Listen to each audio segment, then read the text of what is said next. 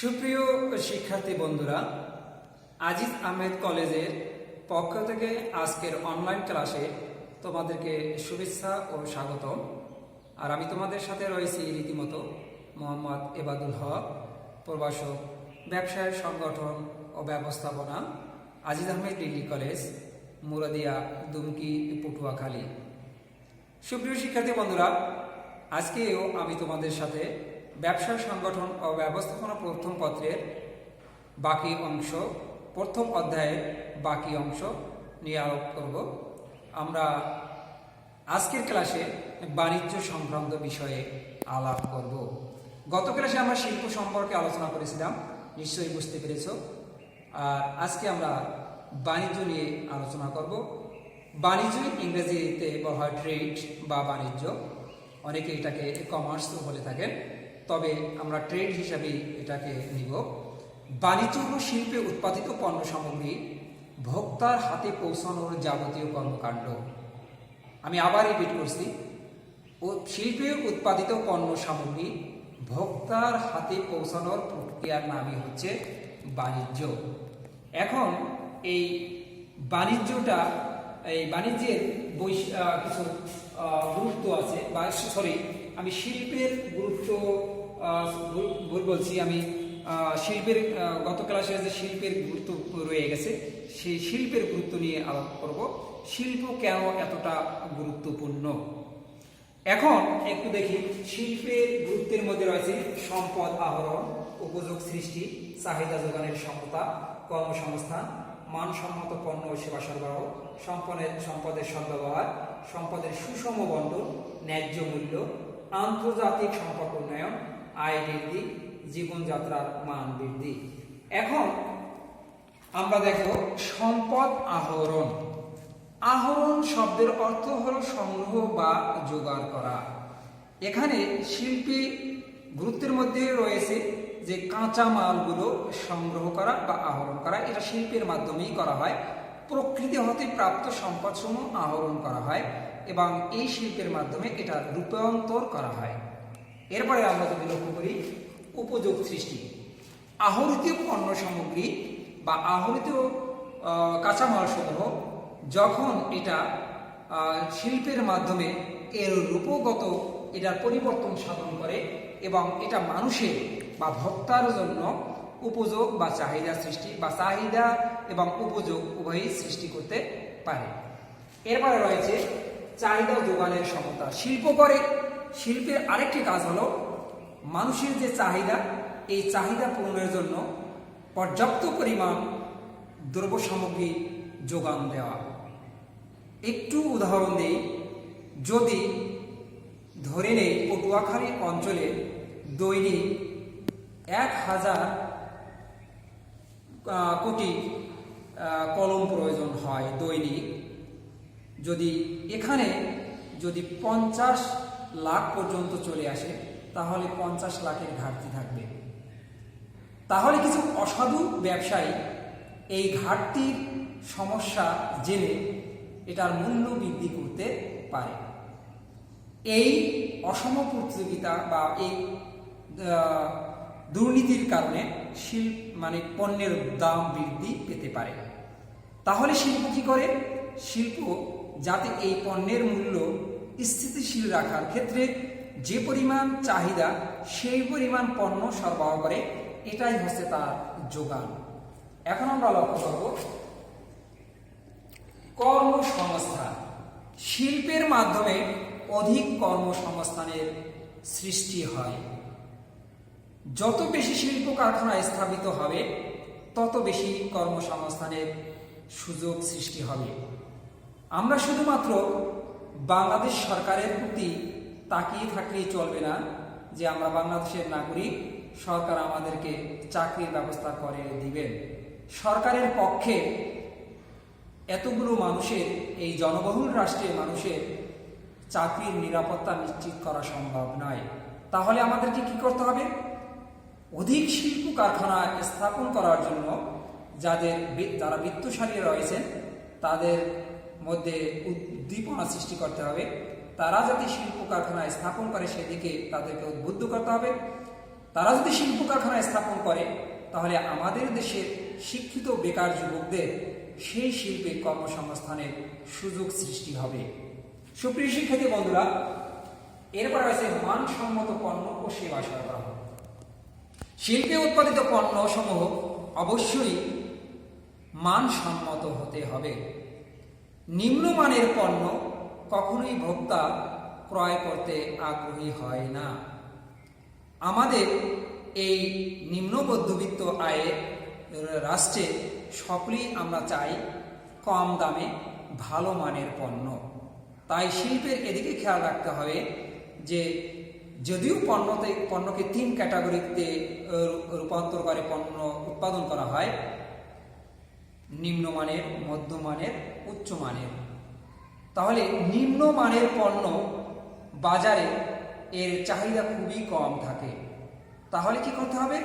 অবশ্যই আমাদেরকে মধ্যম মানের পণ্যের প্রতি উৎপাদন বাড়াতে হবে, যাতে নিম্ন মধ্যবিত্ত আয়ের লোকেরা বা লোকেদের ক্রয়ের সামর্থ্যের মধ্যে থাকে। আর শিল্প সাধারণত এই মানসম্মত পণ্য ও সেবা সরবরাহের ক্ষেত্রে গুরুত্বপূর্ণ ভূমিকা পালন করে।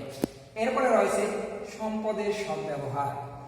আমাদের দেশে যে সম্পদ সমূহ রয়েছে, কৃষি, প্রাথমিক শিল্প বলি বা গৌণ শিল্প যেটাই বলি, তার মধ্যে যে প্রাথমিক যে সম্পদসমূহ আমাদের বা প্রকৃতির যে সম্পদসমূহ রয়েছে, এটা সঠিক ব্যবহার করতে জানতে হবে। আর শিল্পের মাধ্যমেই সাধারণত এই সম্পদের সঠিক ব্যবহার নিশ্চিত করা যায়। এরপরে রয়েছে সম্পদের সুষম বন্টন। আমাদের যে সম্পদসমূহ রয়েছে এটা সুষম বন্টন করতে হবে, সমতার ভিত্তিতে এর বন্টন করতে হবে। কোনো অঞ্চলে বেশি পণ্য, কোনো অঞ্চলে কম পণ্য, কোনো অঞ্চলে আদৌ নয়, এমন করা যাবে না, যাহাতে সকল অঞ্চলের মানুষ এটা সমভাবে পেতে পারে, সেই ব্যবস্থা শিল্প করে থাকে। সাধারণত এটা শিল্প করে না, শিল্প উৎপাদন করে, এটা বাণিজ্য তার সমগ্র স্তরে এটা পৌঁছে দেওয়ার কাজে নিয়োজিত থাকে। এরপরে রয়েছে ন্যায্য মূল্য। শিল্প আরেকটি গুরুত্বপূর্ণ বৈশিষ্ট্য, এটা গুরুত্বপূর্ণ বৈশিষ্ট্য হলো বা গুরুত্বপূর্ণ কাজ হলো যে ন্যায্য মূল্য নির্ধারণ করা।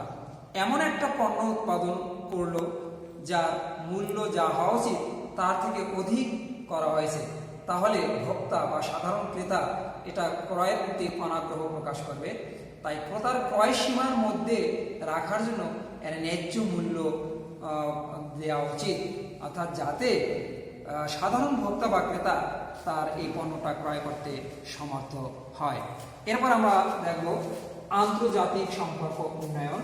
শিল্পের এটা আর একটা গুরুত্বপূর্ণ কাজ যে দেশের মধ্যে তো আমার সম্পর্ক স্থাপন হবেই, সাথে সাথে অন্যান্য রাষ্ট্রের সাথেও যাতে আমাদের সুসম্পর্ক স্থাপিত হয়, আর এটা শিল্পের মাধ্যমেই এটা করা সম্ভব। উন্নত রাষ্ট্রের উদ্যোক্তাদের সাথে, বিভিন্ন রাষ্ট্রের উদ্যোক্তাদের সাথে যোগ সাজেশে এটা সম্পর্কের উন্নতি সাধিত হয়। এরপরে দেখবো আয় বৃদ্ধি। যে দেশের, আমি আগেও বলেছিলাম, যে দেশ শিল্পে যত উন্নত সেই দেশ তত উন্নত, সে দেশের যে যেটাকে বলি রাজস্ব আয় বৃদ্ধি পায়, সাথে সাথে জাতীয় আয়ও বাড়ে, ন্যাশনাল ইনকাম যেটাকে বলি আমরা, জাতীয় আয়ও বৃদ্ধি পায়। তাই যে শিল্পের এটা গুরুত্বপূর্ণ একটা কাজ যে এই দেশে যদি ভারী শিল্প স্থাপন করা যায়, মাঝারি মানের শিল্প স্থাপন করা যায়, এর থেকে আমরা যে অর্থ পাবো তা আমাদের আয় বৃদ্ধিতে বা রাষ্ট্রের আয় বৃদ্ধিতেও অনেকটা সহযোগিতা করে থাকবে। এরপর রয়েছে জীবনযাত্রার মান বৃদ্ধি। এটা আমরা আগেও বলেছিলাম, কয়েকবার বলেছি যে যদি মানুষের পকেটে অর্থ থাকে তাহলে তার আচরণের পরিবর্তন সাধিত হয়, তার পোশাক আশাকের পরিবর্তন হয়, তার গৃহের পরিবর্তন হয় বা আবাসস্থলের পরিবর্তন হয়, এটাই স্বাভাবিক। তাই শিল্পে যত রাষ্ট্র যত উন্নত হবে তখন তত মানুষের ইনকাম বাড়তে থাকবে, আর ইনকাম বাড়ার সাথে সাথে তার জীবনযাত্রার মানেরও অনেকটাই পরিবর্তন সাধিত হবে। সুপ্রিয় শিক্ষার্থী বন্ধুরা, এখন আমরা বাণিজ্যের ব্যাপারে আলোচনা করব। আমরা বাণিজ্য কি, এটা প্রথমেই বাণিজ্যের সংজ্ঞা আমরা দিয়েছিলাম। এখন আমরা বাণিজ্যের কিছু বৈশিষ্ট্য আলাপ করব। এর মধ্যে রয়েছে মুনাফা অর্জন, বন্টনকারী শাখা, বিকেন্দ্রীভূত কর্ম, ব্যাপক কার্যপরিধি, উপযোগ সৃষ্টি, চাহিদা যোগানের সমন্বয়, সম্পদের সদ্ব্যবহার, উৎপাদন ও বন্টনের সমন্বয়, জাতীয় আন্তর্জাতিক সম্পর্ক বৃদ্ধি, নতুন পণ্য ও সেবা পরিবেশন, আয়ের সুযোগ সৃষ্টি। এখন আমরা আলাপ করব মুনাফা অর্জন। এটা বাণিজ্যের একটা গুরুত্বপূর্ণ কাজ, যে মানুষ তার ইনকামের জন্যই বা আয়ের জন্যই শিল্প কারখানা স্থাপন করে। আর শিল্পে উৎপাদিত পণ্য এটা জনগণের কাছে যদি পৌঁছে যায়, জনগণ যদি অর্থ দিয়ে এটা ক্রয় করে, পর্যায়ক্রমে সেটা মানুষের বা ওই কোম্পানির বা প্রতিষ্ঠানের আয়ের রূপ নেয়। আর এটার মাধ্যমেই ওই কোম্পানি মুনাফা লাভ করে থাকে। তাই মুনাফা অর্জনই হচ্ছে বাণিজ্যের আর একটি গুরুত্বপূর্ণ অংশ।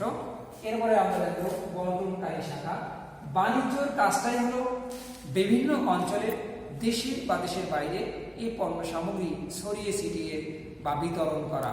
এই বিতরণ করার নামে হচ্ছে বন্টন। আর এটা বাণিজ্য সাধারণত এই কাজটাই করে থাকে, যে উৎপাদিত পণ্য সামগ্রী বা শিল্প উৎপাদিত পণ্য সামগ্রী ভোক্তা বা জনগণের বা জনসাধারণের কাছে পৌঁছানোর কাজটাই হচ্ছে বাণিজ্য। আর এই পৌঁছানোর এটাই বন্টনের মাধ্যমেই এটা সম্ভব। এরপরে রয়েছে বিকেন্দ্রীভূত কর্ম, অর্থাৎ এক জায়গায় এই কাজটা সীমিত থাকে না, বিভিন্ন জায়গায় ছড়িয়ে ছিটিয়ে দেয়। অর্থাৎ কাজকে ছড়িয়ে ছিটিয়ে দেওয়া বা তার সেবাকে ছড়িয়ে ছিটিয়ে দেওয়া, পণ্যকে ছড়িয়ে ছিটিয়ে দেওয়া, এটাই বিকেন্দ্রীভূত কর্ম। এটা সাধারণত বাণিজ্যের মাধ্যমে সম্ভব। এরপর আমরা দেখবো ব্যাপক কার্যপরিধি। বাণিজ্যের ক্ষেত্রে অনেকগুলো কাজ করতে হয়, যে শুধুমাত্র উৎপাদিত পণ্য, এটার ভিতরে রয়েছে পণ্য প্রস্তুতকরণের কর্মমুখীকরণ, তারপরে রয়েছে গুদামজাতকরণ, তারপর যে বাজারে এটা বিক্রির ব্যবস্থা করা, এজন্য ডিলার নিয়োগ বা বিক্রয় প্রতিনিধি নিয়োগ ইত্যাদি ইত্যাদি অনেক কর্মকাণ্ড। এটা একটা বড় ব্যাপক কার্যপরিধি বা বাণিজ্য করে থাকে। এবার হলো উপযোগ সৃষ্টি। শিল্পের মাধ্যমে আমরা পণ্য যে সৃষ্টি করি, সেই পণ্য মানুষের ভোগের বা ব্যবহারের উপযোগ সৃষ্টি করে বা চাহিদা সৃষ্টি করে। যে প্রথম মানুষের মনের মধ্যে অভাব বোধ হয়, যে কোনো জিনিস পাওয়ার প্রত্যাশা করে।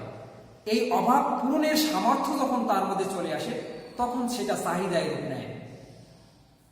এই কাজটা সাধারণত বাণিজ্য করে থাকে। এরপরে আছে চাহিদা ও যোগানের সমন্বয়। এটা বাণিজ্যের আরেকটি গুরুত্বপূর্ণ কাজ, যে পরিমাণ চাহিদা থাকবে সেই পরিমাণ পণ্য মানুষের কাছে পৌঁছে দেওয়া, এটা বাণিজ্যের কাজ। এরপরে আছে সম্পদের সদ্ব্যবহার। আমরা পূর্বে আলোচনায় এই সম্পদের সদ্ব্যবহার নিয়ে আলাপ করেছিলাম। এবার উৎপাদন ও বন্টনের সমন্বয়, এটাও আমরা আগের ক্লাসে বা এই ক্লাসের সাথেই আলাপ করেছিলাম, যে সম্পদের সুষম বন্টন এখানে। এরপরে আছে জাতীয় আন্তর্জাতিক সম্পর্ক বিধি। এটার ক্ষেত্রে আমরা যদি বলি জাতীয় এবং আন্তর্জাতিক। আন্তর্জাতিক হলো দেশের বাইরে এবং জাতীয় হলো দেশের ভিতরে। শিল্প উদ্যোক্তার উৎপাদিত পণ্য যখন সেটা জনগণ বা ভোক্তার কাছে পৌঁছে যাবে, তখন তাদের মধ্যে পণ্যের গুণ বা মান ভালো মানের হলে তাদের মধ্যে একটা সুনাম সৃষ্টি হবে।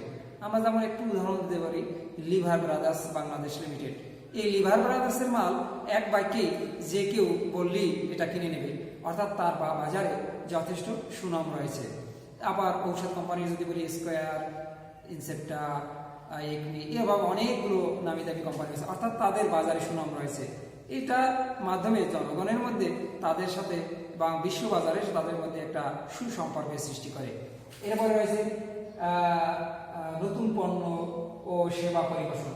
শিল্প নতুন নতুন পণ্য উৎপাদন করে এবং এটা জনগণের মধ্যে এটা বিতরণ করে থাকে। একটু উদাহরণ করে বলি, যেমন লিভার ব্রাদার্সের উৎপাদিত পণ্য ফেয়ার অ্যান্ড লাভলির কথা বলি। এই ফেয়ার অ্যান্ড লাভলি আমরা ছোটবেলা থেকেই আমরা অনেকেই চিনি। এখন এই ফেয়ার অ্যান্ড লাভলি মেন্স আছে, ফেয়ার অ্যান্ড লাভলি এখন শেষ পর্যন্ত সর্বশেষ আমরা বলি গ্লো অ্যান্ড লাভলি। এটা দেখো, অর্থাৎ এটা একটা শিল্পের অর্থাৎ পণ্যটাকে মানুষের আগ্রহ, ক্রয় করার আগ্রহ তৈরি করার জন্য এটার একটু পরিবর্তন করা, একটু মানের পরিবর্তন, যে এটা বিউটি, ফেয়ার, মাল্টিভিটামিন, অনেকগুলো প্রোডাক্ট রয়েছে। তার মানে হলো এই পণ্যটাকে একটু রূপগত একটু পরিবর্তন করে আবার নতুন পণ্যে পরিণত করা, যাতে মানুষের এটা ক্রয়ের আগ্রহ বাড়ে।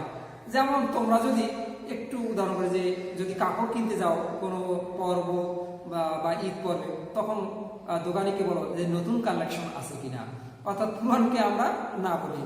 একই সুন্দর জিনিস, কিন্তু গত বছর তুমি এটা ক্রয় করেছো, এবছর আর তুমি এটা ক্রয় করতে আগ্রহী নও, কারণ এটা পুরাতন হয়েছে, গত বছরে এই পণ্যটা আসছে। তো শিল্প করে কি নতুন নতুন পণ্য উৎপাদন করে এবং ক্রেতাকে এটা ক্রয় করার আগ্রহ সৃষ্টি করে দেয়। এরপরে আমরা দেখব সর্বশেষে আয়ের সুযোগ সৃষ্টি। বাণিজ্যের মাধ্যমে অবশ্যই এটা আয়ের সুযোগ সৃষ্টি হয়। শিল্পে উৎপাদিত পণ্য বাণিজ্যের মাধ্যমে ভোক্তার কাছে চলে যায়, আর ভোক্তা এটা ক্রয় করে। আস্তে আস্তে এটা ব্যক্তি থেকে, ছোট কারবারি থেকে একেবারে শিল্প উদ্যোক্তা পর্যন্ত এর অংশ চলে যায়, মুনাফার অংশ চলে যায়, বা এটা থেকে সে আয় পায়। সর্বোপরি এ থেকে রাষ্ট্রেও উপকৃত হয়, রাষ্ট্রীয় আয়ও বেড়ে যায়, বা ন্যাশনাল ইনকাম বা জাতীয় আয়ও বৃদ্ধি প্রাপ্ত হয়। সুপ্রিয় শিক্ষার্থী বন্ধুরা, আজকে আমরা আমরা শিল্পের গুরুত্ব শিখেছি এবং বাণিজ্যের কিছু বৈশিষ্ট্য আমরা লক্ষ্য করলাম। এগুলো তোমরা বাড়িতে চর্চা করবে, বইয়ের সাথে মিলিয়ে নিয়ে একটু চর্চা করবে। তাহলে আমার আলোচনার সাথে যদি একটু বই দেখো, তাহলেই তোমরা অনায়াসে এটা বুঝতে সক্ষম হবে। তারপরে যদি কোনো বুঝতে সক্ষম হও, তাহলে আমার সাথে মুঠোফোনে অথবা আমার ফেসবুক আইডিতে ইনবক্সে আমার সাথে যোগাযোগ করলে আমরা এর যথাযথ উত্তর দেওয়ার চেষ্টা করব। তোমরা ভালো থাকবে। অচিরেই আমাদের কলেজ তার প্রাণচাঞ্চল্য ফিরে আসবে, এটা আমরা আশাবাদ ব্যক্ত করি। প্রাণচাঞ্চল্য ফিরে আসলে বা ক্লাসে যখন আমাদের সামনে আসবে, তখন খোলামেলা আলোচনা হবে। অবশ্যই তোমরা ভালো থাকবে। এই কর্মকালীন সময়ে অবশ্যই মাস্ক পরে বাইরে যাবে, নিজেকে সুরক্ষিত রাখবে, পরিবারকে সুরক্ষিত, সর্বোপরি রাষ্ট্রকে সুরক্ষিত রাখবে। এই আশাবাদ ব্যক্ত করে আজকে এই ধারাবাহিক অনলাইন ক্লাসে শেষ করছি। ধন্যবাদ সকলকে।